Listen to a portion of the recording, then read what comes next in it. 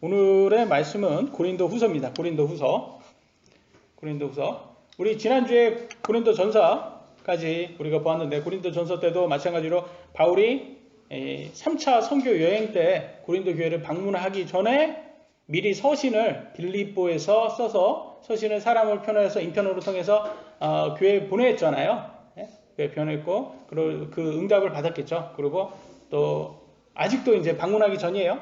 아직도 이제 가진 않았어요. 근데 그거에 대해서 이제 또 1년이 지난 다음에 AD 56년경에 또 빌립보에서 똑같이 이제 편지를 써서 다시 후서를 보냅니다. 후서를 보내서 그거에 대해서 또 이슈가 있었어요. 다시 한번 그 이슈를 같이 보는 시간을 갖도록 하겠습니다. 고린도후서 13장 14절에 보니까 똑같이 나오죠. 고린도 사람들에게 보내는 둘째 서신을 마카도니아의 도시 빌립보에서 써서 디도와 누가 편에 보내다, 이렇게 해서 친절하게 설명해 주고 있습니다. 그래서 고린도 전서와 후서가 모두 빌립보에서 써서 이 고린도 교회에게 보내줬다라는 것을 알 수가 있습니다. 우리 고린도 전서 지난주에 잘 기억하시면서 들으셨으면 기억하시는 세 가지 큰 문제점이 있었죠. 먼저 무슨 문제가 있었습니까? 분쟁을 했어요. 교회 안에서 분쟁의 문제가 있었습니다. 그 다음에 크게 보면 또 두 번째로는 도덕적인 문제가 있었어요. immorality, 아주 도덕적으로 그런 해서는 안 되는 그런 도덕적인 그런 성도들이 있었어요. 그 다음에 마지막으로는 부활이 없다라는 거짓 교리가 있었단 말이에요. 이건 굉장히 큰 문제였죠. 거짓 교리를 그래서 바울이 고린도 전서를 통해서 그 교회를 책망했잖아요. 야, 고린도 교회, 너네도 이런 문제가 있어. 내가 이런 문제가 있다는 얘기를 들었어. 빨리 그거 고쳐야지 되지 않겠냐, 이런 거를 했어요. 그러면 그 교회에 딱 그런 서신이 도착해서 딱 읽습니다. 거기 대표가 있겠죠, 목사가. 읽으면 여러분 그 성도들이 다 아멘 하고 다 받으면 얼마나 좋겠어요. 얼마나 좋겠어요. 근데 우리가 지난주에 보면서 고린도 교회가 여러분 영적인 교회였어요? 아니면 영적으로 미성숙한 교회였어요? 아주 미성숙한 교회였잖아요. 그러면 그 교회에서는 어떻게 했을까요? 그렇지 않고 거기에서 그 지금 문제점을 지적하면 거기에서 받아들이지 않고 거기에서 반대로 다시 오히려 감히 네가 나를 지적해 하는 사람들이 나온다는 말이죠. 거기에서 나왔다라는 거예요. 여러분 아시다시피 이 좌파 사람들이요, 항상 그 맞는 얘기를 하면 그 메시지를 공격할 수가 없어요. 왜? 메시지는 맞는 말이잖아요. 메시지를 공격할 수 없으면 누구를 공격합니까? 메신저를 공격해요. 왜 털어서 먼지 안 나는 사람은 없잖아요. 그러니까 야, 저 메신저를 공격해. 왜? 메시지는 맞는 말을 했으니까 그건 공격할 수 없고 부정할 수는 없으니까, 야, 저 메신저 저 사람 털면 뒷조사 한번 해봐. 저 사람 털면 뭔가가 나올 거야. 그러면 야, 저 사람이 잘못했으니까 메시지도 잘못됐다, 뭐 이런 식으로 프레임을 해서 가자, 이런 식인 거예요. 마찬가지예요. 여기도 마찬가지예요. 메시지, 사도 바울의 메시지가 좋았습니까? 맞는 말이었어요? 성경적이었어요? 맞죠? 근데 이걸 부인할 수가 없는 거예요. 고린도 교회도. 그러니까 안 되겠다. 메시지는 부인할 수 없으니까 저 메신저를 공격하자. 그러면서 사도 바울을 공격하기 시작합니다. 여러분, 이렇게 미성숙한 교회에서는 알곡만 있으면 너무 좋겠지만 알곡 플러스 누가 있죠? 가라지가 있습니다. 가라지. 알곡과 가라지가 이게 믿는 사람과 믿지 않는 사람을 이렇게 예수님께서 표현하는 방법이었어요. 근데 우리가 겉보기에는 모르는 거예요. 추수는 언제예요? 추수는 예수님이 재림할 때가 추수예요. 그때까지는 몰라요. 겉보기에는 몰라요. 사람이, 우리가 예수님은 아시지만 우리는 모릅니다. 그러니까 겉보기에는 비슷해 보이는 거예요. 근데 거기에는 알곡과 가라지가 있는데, 이 가라지들이 그냥 조용히 교회에서 조용히 신앙생활 나름대로 하다가 그냥 조용히만 있으면 누가 뭐라고 하겠습니까? 그런데 거기에서 이 사람들이 굉장히 열심함이 있어요. 열심히 해요. 열심히 해서 뭐 성경 공부도 열심히 하고, 아마 거기에서 막 해서 교사까지 올라옵니다. 이 사람들이 교사까지 올라와서 그냥 자기가 거짓된 그런 교리들을 자기 혼자만 알고 있으면 되는데, 그 거짓 교리를 다 그 순수한 성도들한테 막 그렇게 가르치는 거야. 그래서 이 사람들이 거짓 교사들이 되는 거예요. 거짓 교사들. 그래서 성경에는 거짓 교사들을 굉장히 지적을 많이 하고 있죠. 문제점 많다. 우리나라도 어떻게 해요? 지난 30년 동안 교회가 아니죠. 학교에 이 거짓 교사들이 많이 들어가 있어요. 이 거짓 교사들. 누구예요? 정교조라는 사람들이에요. 이 사람들이 누굽니까? 주체 사상을 믿는 사람들이에요. 자유민주주의에서 국가에서 이 주체 사상, 북한의 이 이단이에요. 이게 이단. 북한 이단을 믿는다는 거예요. 그거를. 그래서 이런 사람들이 종교조들이 학교에 와서 30년 동안 세뇌 교육을 시킨 결과 우리나라가 지금 40%가 지금 좌경영이 됐잖아요. 좌파가 됐잖아요. 네? 그래서 이게 큰 문제점인 거예요. 그러니까 이 거짓 교사들이 항상 어디에도 있다. 그래서 이거를 잘 생각을 하셔야 돼요. 그래서 고린도후서에서는 사도 바울이 이걸 지적을 하고 있습니다. 제가 읽겠습니다. 고린도후서 11장 13절로 14절. 그러한 자들은 거짓 사도요 속이는 일꾼이며 자기를 그리스도의 사도로 가장하는 자들이니라.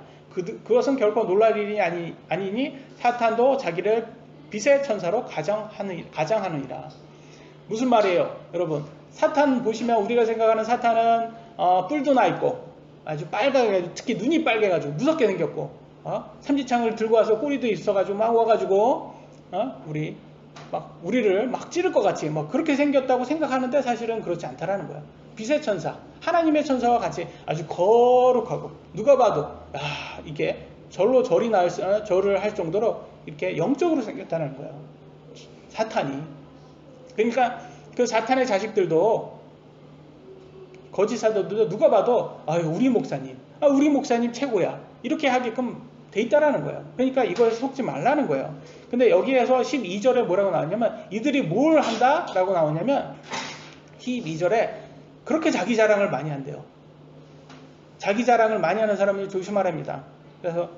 그래서 자기 자랑을 누가 제일 많이 하면 제가 보니까 이 좌파들이 아주 능력이 많아요. 제가 보니까 자기 자랑을 너무 잘합니다. 대통령도 지금 우리나라 한국 경기가 IMF 다음으로 지금 나빠졌대요. 그렇게 나빠졌는데 TV에 나와서 경기가 좋다고 막 자기 자랑을 하고 있어요.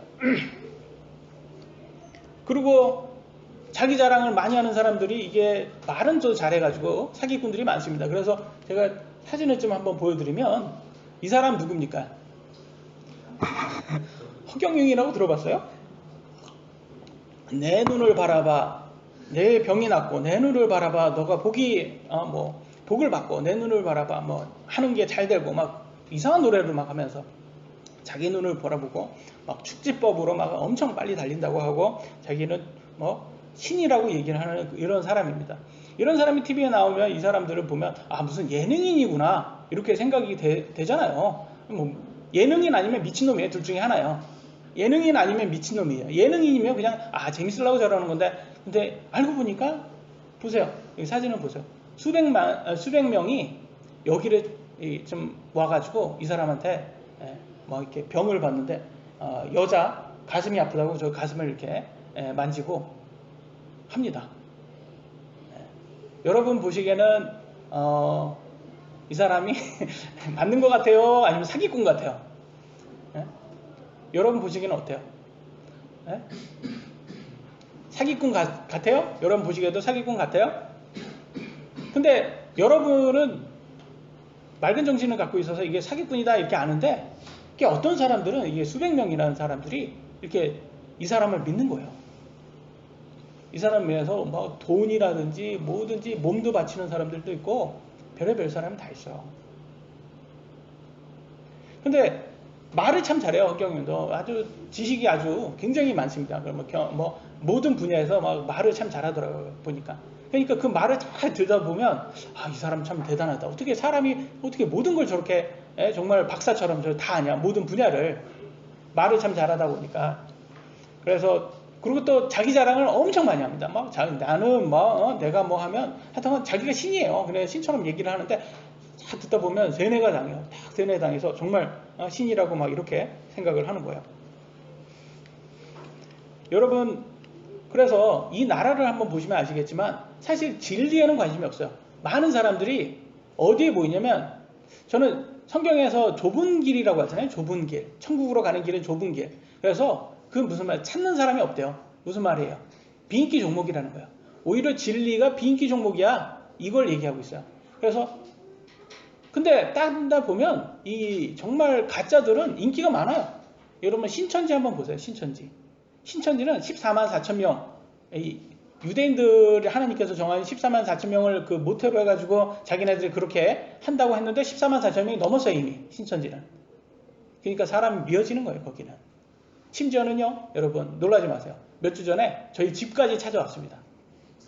저희 집까지 찾아와서 그냥 이렇게 우연히 찾아온 게 아니라 저희 집까지 저녁 때, 예? 저하고 찾아와서 아주 생긴 것도 아주 이쁘게 생긴 30대 좀 약간 전문 여성하고 이제 남자분하고 같이 이렇게 찾아오셨어요. 그래서 얼마나 친절하게 저한테 웃으면서 막 얘기를 하면, 목사님 저희가 어디 가는지 아세요? 저희 목사님 댁 가는 거예요. 그러면서 엘리베이터에서 만났는데 이제 엘리베이터 3층에서 내렸죠. 저희 집이 3층이니까. 그래서 거기에서 막 친절하게 막 얘기를 하는 거예요. 그러니까 제가 생각하기에는 저한테 저렇게 친절하실 여성이 없거든요. 왜냐면 저는 항상 사람을 쫓지 말아라 막 이렇게 이렇게 설교하고 그러다 보니까 나한테 저렇게 친절할 사람이 없는데, 근데 되게 너무 친절한 거예요. 그러니까 의심스럽잖아요. 그럼 어디에서 오셨냐고. 그러니까 초대장을 딱 보여주더니 목사님들 모이는 초대장이 왔습니다. 그러면서 신천지라고 써 있는 거예요. 그러니까 신천지 목사님들 모이는데 초대하고 싶다 이렇게 왔어요. 찾아왔어요. 그러니까 얼마나 무서운 사람이에요. 목사인지 알면서도 대놓고 찾아온 거잖아요. 그래서 제가 아주 엄하게 제가 얘기를 했죠. 이거는 아니라고. 그래서 제가 정말 엄하게 했더니 굉장히 불쾌하다고 엄하게 했더니 또 그건 또 제대로 알아듣고 가시더라고요. 더 이상 안 하고. 그래서 성경이 이렇게 나왔어요. 디도서 3장 10절에 뭐라고 하나요? 같이 한번 읽어볼까요? 시작. 이단인 자는 한두 번 훈계한 뒤에 거절하라. 거절하라 이거예요. 거절하라. 무슨 말이에요? 하나님께서는 이들에게는 진리를 전할 시간도 아깝다라는 거예요. 야, 그들한테 열심히 진리를 전해. 이게 아닌 거예요. 우리한테 뭐라고 말해요? 야, 걔네들한 진리도 전하지 마. 아까워. 그냥 무시해버려. 이런 말이에요. 왜냐? 그들은 돌이킬 수 없다라는 거예요. 이미 떠났다. 그들은 바뀔 수 없다. 거짓 교사들은 바뀔 수가 없어요. 이 사람들은 그냥 사탄의 자식들이고 돌아설 수가 없는 거예요. 독사의 자식들, 사탄이 독사잖아요. 그래서 독사의 자식들이에요. 멸할 사람들이란 말이에요. 그래서 침례 요한이 뭐라고 했어요? 예? 이 바리새인들의 이 독사의 자식들아, 독사의 세대야. 너네는 안 바뀐다. 그러는 거예요. 빨리 회개하고 회개 열매를 내지 않으면 안 된다. 그렇게 얘기한 거예요. 안 바뀌어요. 그러니까 사도 바울이 고린도 교회에 이 거짓 교사들을 걱정했을까요? 안 걱정했을까요? 걱정 안 하죠. 왜냐면 얘네들은 안 돌아온다니까요. 돌아올 수 없는 애들이에요. 얘네는 이미 선을 넘은 애들이에요. 하나님께서는 얘네들한테 관심도 없어요. 무시하라는 거예요. 오히려. 그럼 누가 걱정이 되는 거예요? 고린도 교회의 성도들이 불쌍하잖아요. 왜? 장님을 인도하면 둘 다 어디에 빠진다? 도랑에 빠지는 거예요. 그럼 거짓 교사가 인도하는 곳에는 그들은 그게 진리라고 생각하고 갔는데 알고 보니까 지옥에 가는 거예요. 얼마나 불쌍해요. 사도 바울이 마음이 아픈 거예요. 그러니까 안 되겠다. 이들한테. 그래서 말씀을 전해야 되겠다. 그런 거예요. 그러면 이 사람들은 보통 이렇게 나와요. 데살로니가 후서 3장 11절에 뭐냐면 너희 가운데 질서 없이 걸으며 전혀 일하지 아니하고 참견하기만 좋아하는 자들이 털어 있다 하는도다. 이 거짓 교사들이에요. 일은 안 하고 참견만 하는 사람들이에요. 이게 주로 이러더라고요. 그래서 사도 바울이 고린도 교회 성도들을 위해서 이 고린도 후서를 또 보냅니다. 왜냐면 성도들은 구해야 되잖아요. 그러니까 이 거짓 교사들이 막 자꾸 사도 바울 저거 가짜다. 이제 성도들을 가운데 두고 싸움이 있는 거예요. 이제 거짓 교사들은 성도들을 어떻게 해서 세뇌시켜가지고 저 사도 바울 가짜다. 사도 바울의 입장에서는 성도들 깨어나라. 너네 깨어나서 저 거짓 교사들 내쫓아라. 이런 거예요. 그래서 서로 싸움이 있는데 세 가지로 의심합니다. 이제 그 고린도 교회가 사도 바울이 가짜인 세 가지를 얘기하고 이제 고린도 후서에서는 사도 바울은 그거에 변론을 하는 거예요. 세 가지. 그래서 이 세 가지를 우리가 같이 한번 보도록 해요. 첫 번째, 그들이 사도 바울이 가짜인 이유를 뭘로 의심을 했냐면 고린도 교회 방문 계획이 바뀌었어요. 왜냐면 고린도 교회를 가기로 했는데 여기 보면 에베소가 있잖아요. 에베소에서 배를 타면 고린도로 바로 갈 수가 있습니다. 그래서 고린도 교회를 바로 가기로 원래는 예정이 되어 있었어요. 그런데 이게 바뀌었어요. 계획이. 이렇게 빌립보를 통해서 마케도니아를 통해서 이렇게 고린도 교회로 들어가는 걸로 나중에 가는 걸로 바뀐 거예요.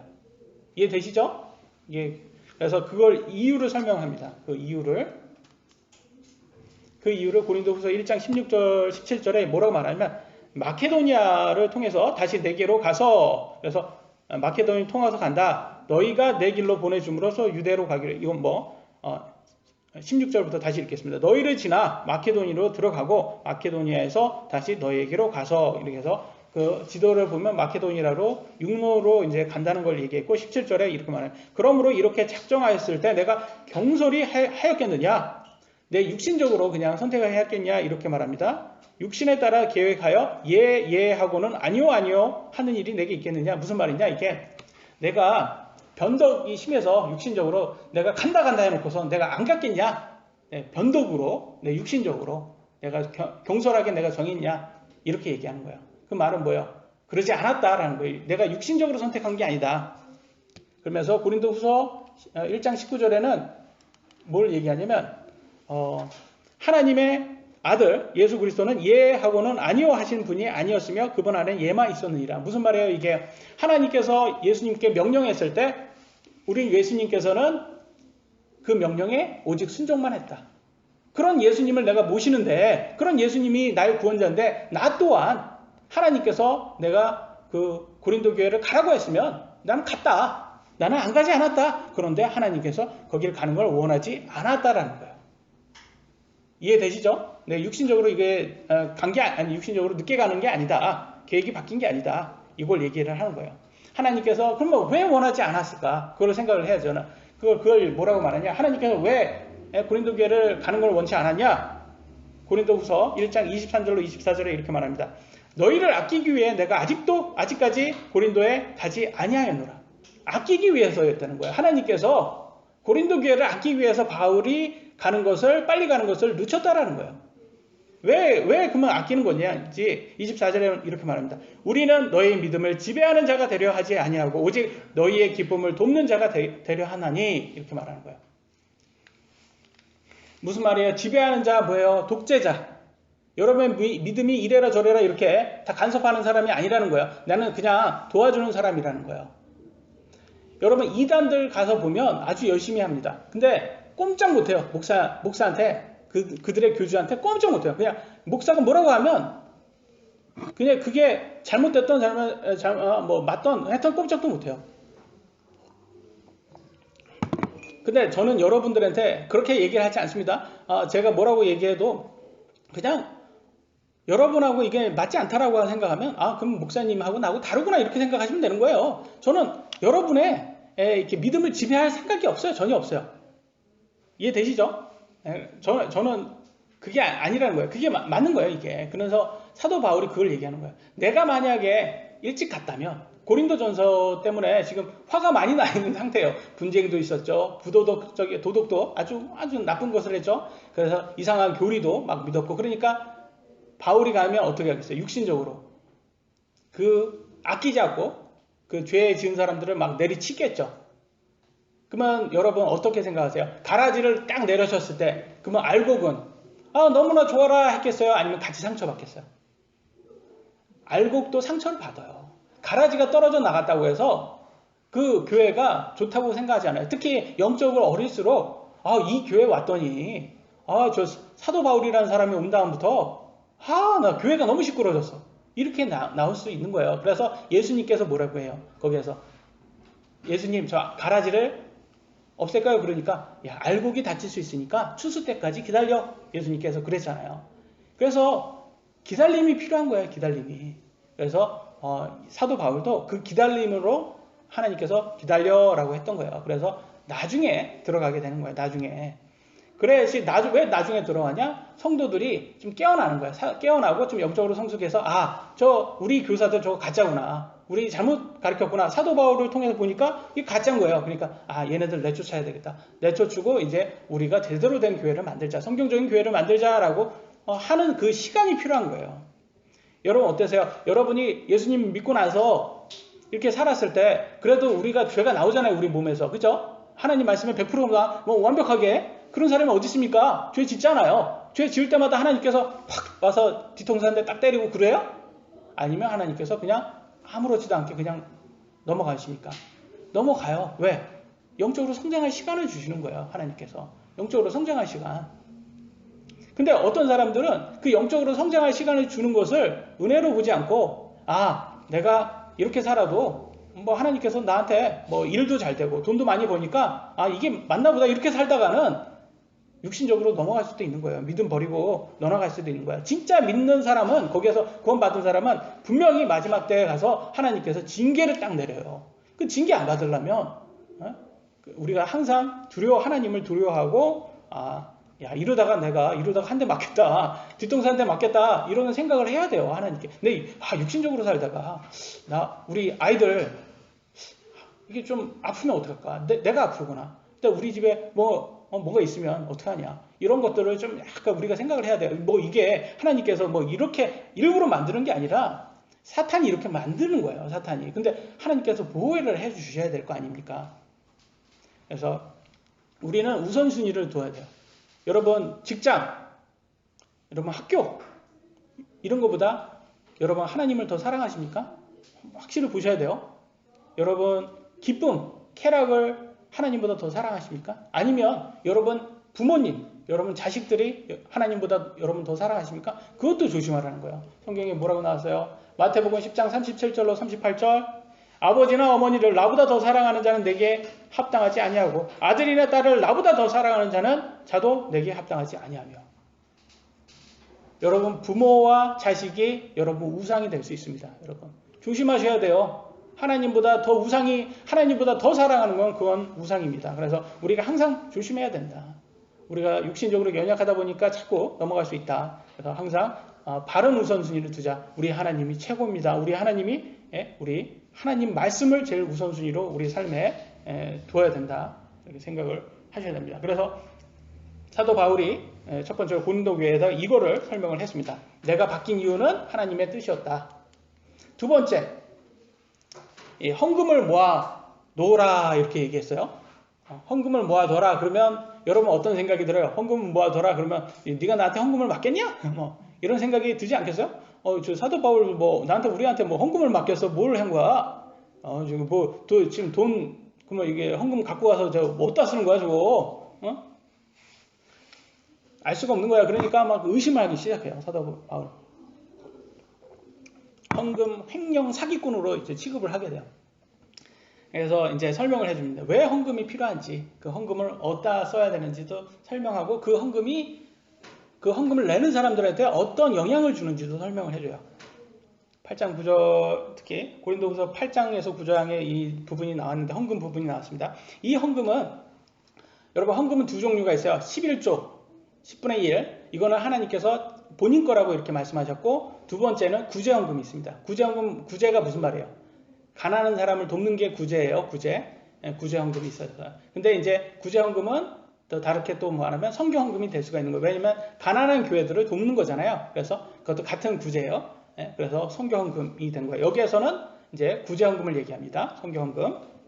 고린도후서 8장 10절로 11절 이 일에 내가 충고하노니 이것이 너희에게 유익하니 선교헌금 내는 게 유익하대요. 너희가 1년 전에 행하기 시작했을 뿐만 아니라 열심히 하였나니. 그래서 1년 전부터 선교헌금을 하기로 했나봐요. 이렇게 교회가 모으기로 했나봐요. 이때 무슨 계좌이체가 있었겠습니까? 계좌이체 안 되잖아요. 1년에 한 번 방문하면 그때 모아놓은 걸 줘야 되잖아요. 이때 당시에는. 그러니까 1년에 한 거예요. 11절 이제는 그것으로 행하여 완수하라. 그래서 사도 바울이 이제 방문하면 1년치 한 거를 이제 바울 편으로 이렇게 보내겠죠. 그래서 이때 당시에는 예루살렘 교회가 아주 부족했답니다. 그래서 그 교회를 돕기 위해서 많이 이런 거를 했었답니다. 그래서 이렇게 가난한 사람을 돕고 가난한 교회를 돕는 게 이 구제가 하나님께서 도와주시는 거예요. 이게 우리가 가난한 사람을 도왔을 때, 누구를 도왔을 때 그 안에 행복이 있어요.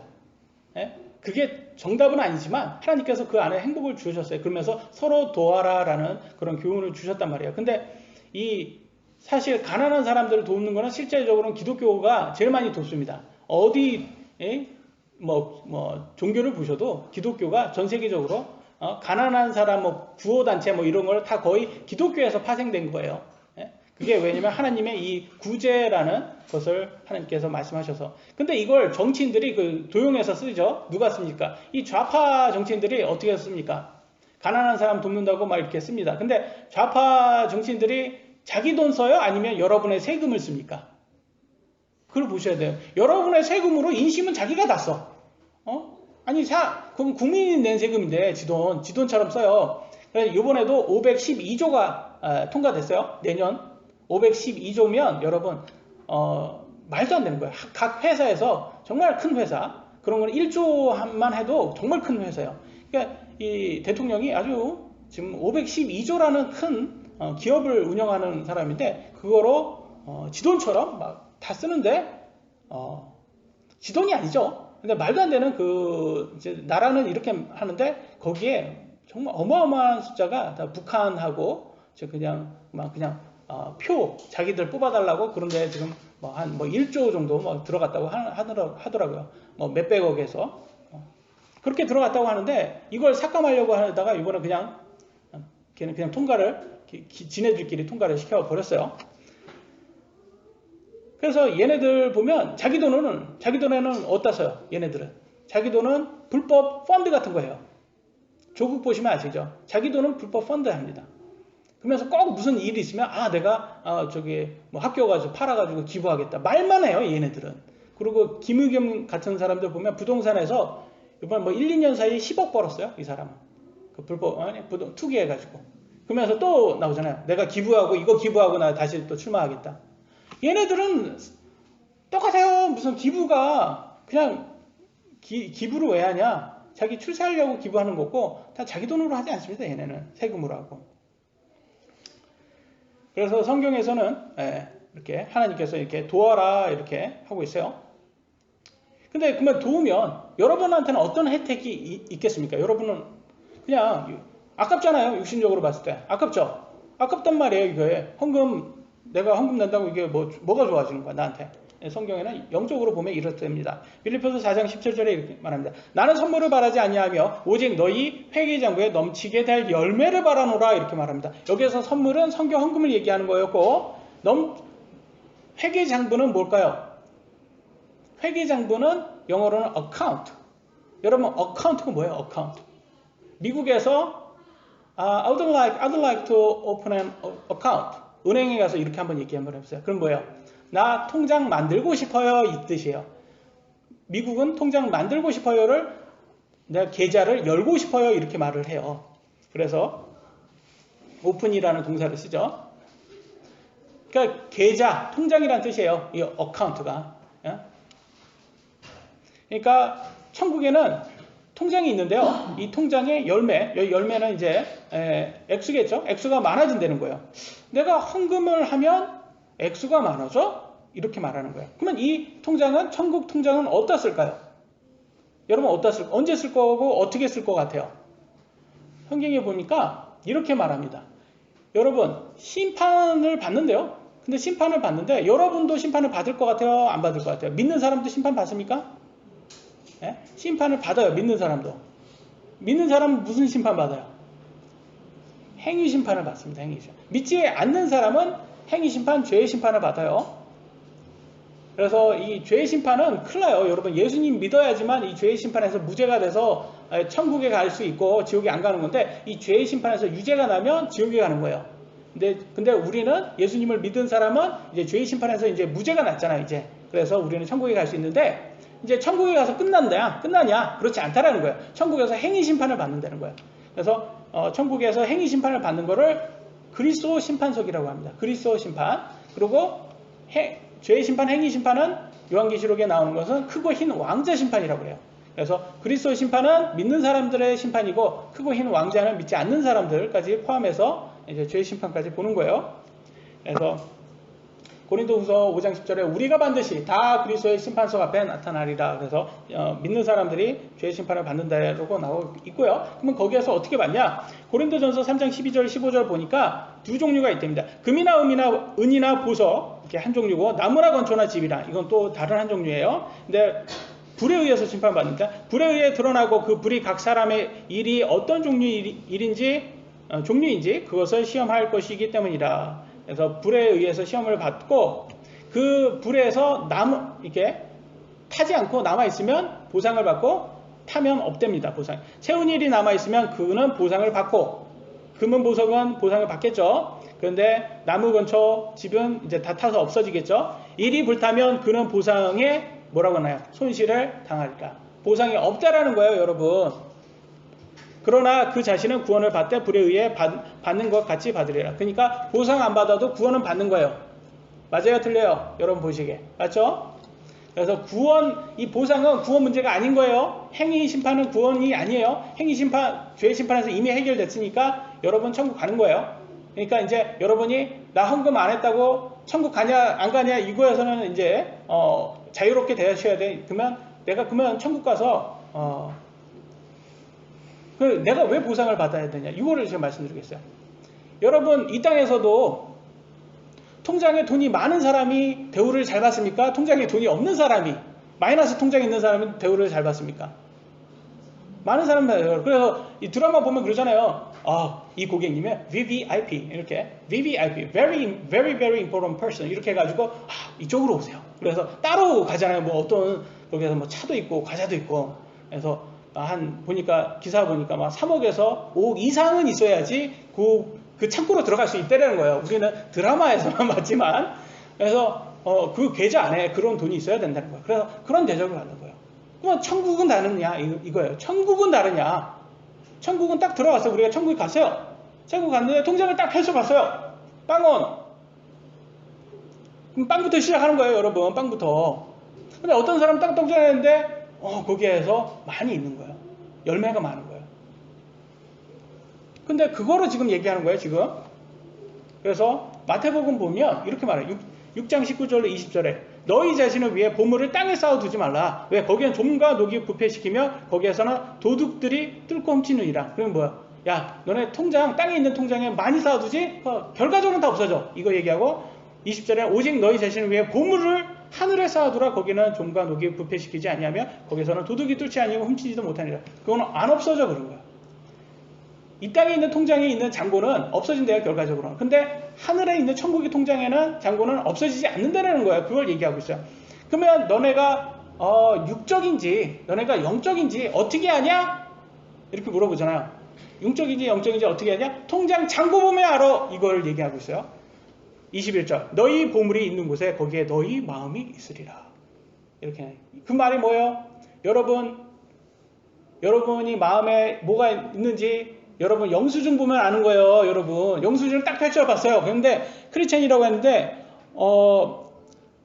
저기 그 막 술집이 나오고 그리고 저기 아주 술집을 술집이나 뭐 담배라든지 뭐 이런 거가 막 나와 영수증에. 그러면 그 사람의 마음이 어디 있는지 우리가 알 수 있는 거잖아요.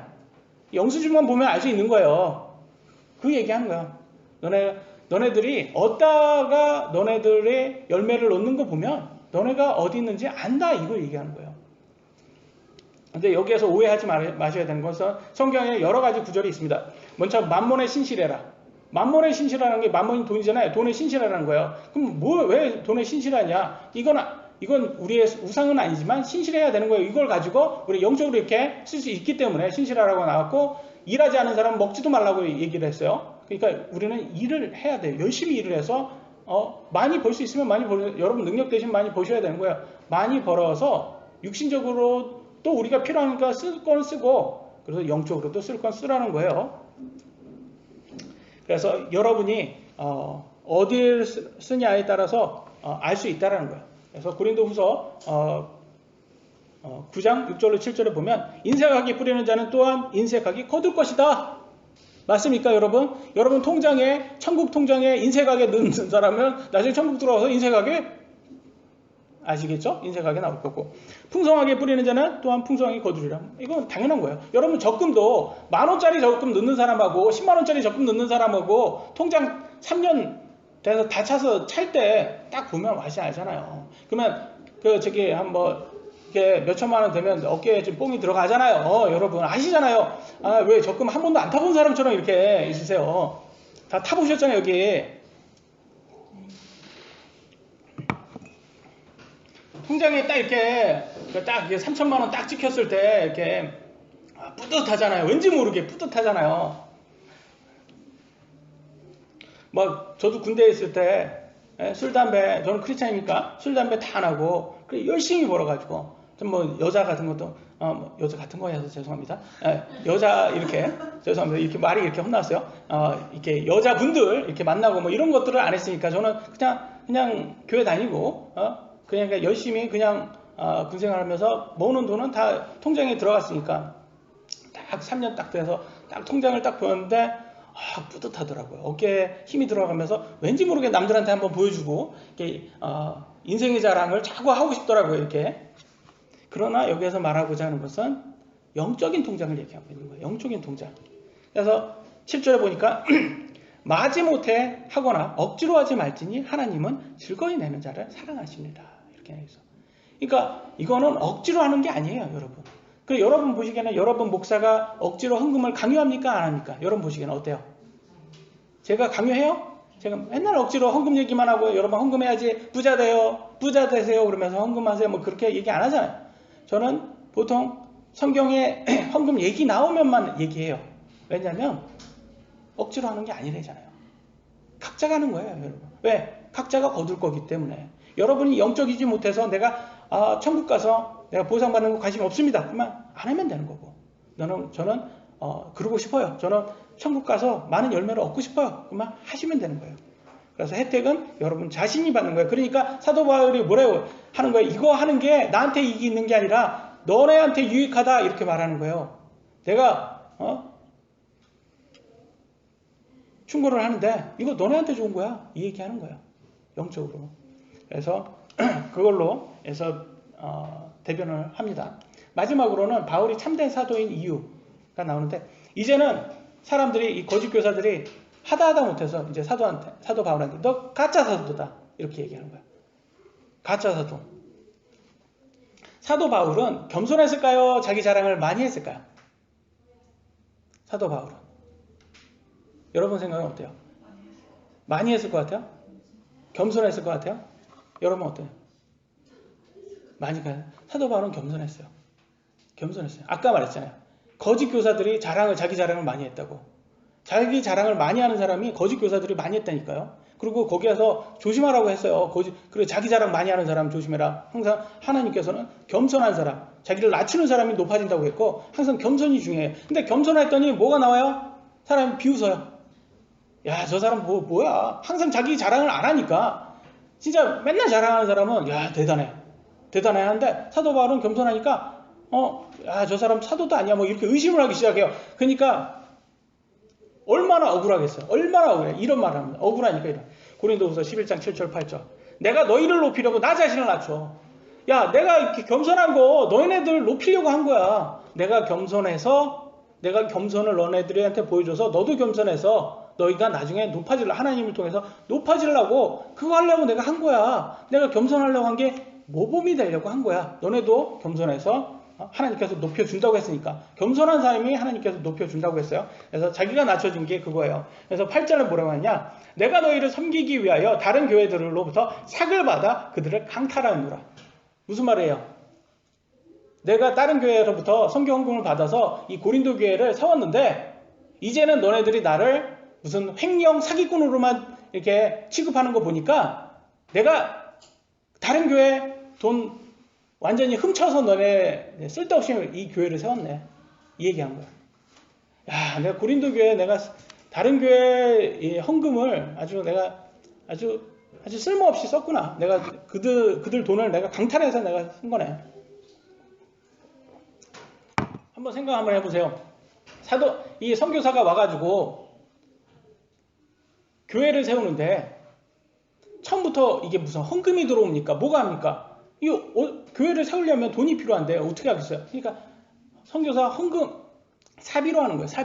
사비로 교회를 세우고 다 자기 돈으로 했을 거 아닙니까? 그래서 교회를 딱 세워놨는데 고린도 교회는 사도 바울을 무슨 횡령 사기꾼으로 하니까 얼마나 그 속이 타들어가겠어요. 그리고 자기가 여지까지 겸손했던 이유를 겸손하니까 우습게 하는 거예요. 그러니까 얼마나 힘들게요. 선교사는 여러분 사례비 안 받습니다. 그잖아요. 사례비 안 받잖아요. 교회. 우리 교회도 지금 우리 교회 헌금 나오는 게 한 사람의 한 교회 사례비를 받을 수 있는 그런 금액이 안 나오잖아요. 우리는. 그러니까 이 교회 이 선교사들이 다 자비로 이렇게 시작을 하는 게 나중에는 너 진짜 사도 맞아? 이렇게 하면 그 선교사가 마음이 어떻겠어요, 여러분? 그러니까 이런 말을 하는 거예요. 갈라디아서 4장 16절에 뭐래? 내가 너에게 진리를 말함으로 너희의 원수가 되었느냐? 야, 내가 성경 얘기했더니 성경의 진리를 가르쳐줬더니 내가 너네 원수야? 이제 원수 취급을 해? 이런 마음이 들지 않겠어요? 그러니까 사도 바울이 야, 내가 지금부터 나 자랑을 할 거야. 근데 내 자랑하는 거 내가 일부러 하는 거 아니야? 너네들이 나한테 억지로 이게 시킨 거야. 그러면서 자기 자랑을 이제 펼치기 시작해요. 그래서 내가 이 고린도 교회를 세우려고 얼마나 고생했는지 아냐? 뭐 이러면서 막 내가 돌에 맞아 죽을 뻔도 했어. 네? 죽다가도 내가 살아났단 말이야. 그러면서 매를 얼마나 맞았는지도 모르고 내가 얼마나 막 하면서 거기에서 막 주르르르르 나와요. 고린도후서에서 보면. 그게 자기가 연약한 그런 부분이니까 그런 걸 자랑 안 하려고 해요. 근데 그런 걸 자랑을 하잖아요. 인간 사람들은 그런 거면 자랑을 많이 하면 대단한 사람으로 여겨요. 근데 사도 바울은 그렇게 하지 않으려고 일부러 자랑 안 한 건데. 그래서 여러분들 예를 들 거예요. 이건 예입니다. 지금하고 사도 바울하고 저하고 비교를 한다는 건 말도 안 되는 소리예요. 왜냐면 그런 세대도 아니고 저는 돌에 맞아 죽은 적이 없습니다. 그런데 일예로서 제가 이제 보통 오늘날 선교사가 되려면 일단 신학교를 졸업을 해야 됩니다. 신학교를 졸업해서 한 교회에 가서 거기에서 몇 년 또 일을 해야 돼요. 그래서 저 같은 것은 미국 교회에 가서 1년 6개월 정도 또 이제 일을 했어요. 거기에서. 그래서 목사님한테 인정을 받고 이제는 너 선교 모금 활동을 해라. 그래서 듣고 제가 선교 활동을 했어요. 선교 모금 활동이라는 게 뭐냐? 전화를 거는 거예요. 그냥 전화 걸어서 랜덤이에요. 아무도 모르죠. 그 교회 목사님 저희가 이제 저희 한국으로 선교를 나가려고 합니다. 한번 가서 설교 한번 해도 될까요? 이거예요. 제가 이런 사람인데 그러면 그쪽에서 뭐라고 했어요? 그러면 너 서류 같은 거 한번 추천서 같은 거 다 보내봐. 서류 검토해볼게. 하는데 그 목사님을 한 번 만나기 위해서 그런 목사님을 한 번 만나기 위해서 몇 개의 교회를 전화해야 돼? 100개의 전화를 통화해야 돼요. 100개의 전화를 통화하면 한 목사님을 해서 이렇게 서류 하나 보내봐 이러는 거예요. 100개. 그러니까 하루 종일 하는 게 전화만 이렇게 하는 거예요. 그래서 제가 내가 텔레마케터가 됐구나. 내가 교회 선교사가 된 게 하루 종일 이렇게 전화만 붙들고 있으니까 100통화를 하는 거예요. 그러면 그렇게 해서 서류가 검사가 서류 되잖아요. 그러면 그러면 너 언제 한번 와봐. 우리 교회에서 한번 설교 한번 해봐. 그러면 이제 차 타고 가는 거야. 우리 식구들 다 짐 싣고. 그러면 한번 하면 미국에 한번 가면 6시간 거리 없어요. 별로. 12시간 차 타고 가야 돼요. 그러면 하루에 못 가잖아요. 애들 둘 데리고. 그때는 뉴스가 없었으니까. 애기 때들인데 그거 6시간 타면 막 울고 막 그래요. 힘들죠. 그러니까 6시간 운전하고 가서 거기에서 하루 자고 중간에서 하루 자고 또 6시간 다음날 또 운전해서 또 설교 시간 맞춰서 들어가는 거예요. 설교 시간 만들어서 그러면 막 운전하는 것도 힘들어 죽겠는데 막 또 양복 입고 또 이제 설교 준비하고 막 그렇게 해서 해가지고 또 설교를 한단 말이에요. 설교를 하면 너 잘했어 하는 교회도 있겠지만 아무 말도 안 하는 교회도 있겠죠. 그러면서 러브 오퍼링이라고 해서 이제 교통비 쪽으로 이래서 이렇게 줘요. 그러면 한번 우리가 기도해 볼게. 이렇게 하는 거야. 근데 그 교통비 기름값 주면 감사하고. 근데 실제로 기름값도 안 나오는 교회, 그런 것도 안 주는 교회도 있어요. 네. 그래서 올 때도 진짜 어떤 선교사는 없어서 밥 먹을 돈도 없어서 그러는 사람들도 있어요. 실제로 그래서 저희는 감사하게도 그런 교회도 물론 있었지만 거의 대부분은 너무나 감사하게도 그 이상을 주셨어요. 그래서 이렇게 해서 몇 개의 교회를 다녔냐면 120개의 교회를 다녔습니다. 그런 식으로 해서. 120개를 교회를 가면 거기에서 한 5개를 가면 보통 그래 5개 가면 하나 정도 교회가 보통 이제 우리가 서포트 하겠다 이런 거예요. 지원을 하겠다. 그러면 보통 작은 교회는 2만 원, 한 달에 2만 원, 뭐 5만 원, 아니면 8만 원, 7만 원, 8만 원, 10만 원, 제일 많은데 10만 원. 그래서 우리는 10만 원을 지금 황 목사님께 이렇게 지원하잖아요. 이런 식으로 하는 거예요. 그래서 그런 교회들이 많아지는 거예요. 그래서 120개, 그래서 여러분 한번 계산해보면 5개 중에 하나예요. 그래서 이런 식으로 해서 보면 대략적으로 생활비가 나오는 거예요. 그러면 그걸로 가는 거예요. 그래서 그렇게 해서 3년 동안 우리가 차 타고 간 거리를 계산을 해보면 그 짐 다 싸가지고 그걸 봉고차로 이렇게 막 다니는 게 미국에서 한국을 차로 왔다면 그걸 3번 왕복하고 한 번 더 간 편도 거리를 우리가 3년 동안 운전을 한 거예요. 그래서 올 때 폐차하고 왔어요. 그 차. 그러니까 얼마나 힘들겠어요. 이게 쉬운 일이 아니에요. 그래서 이렇게 선교사 하기로 하고 50%밖에 이걸 완수하는 사람이 없어요. 보통 선교사로 하겠다 해놓고선 50%는 도중에 그냥 포기를 해요.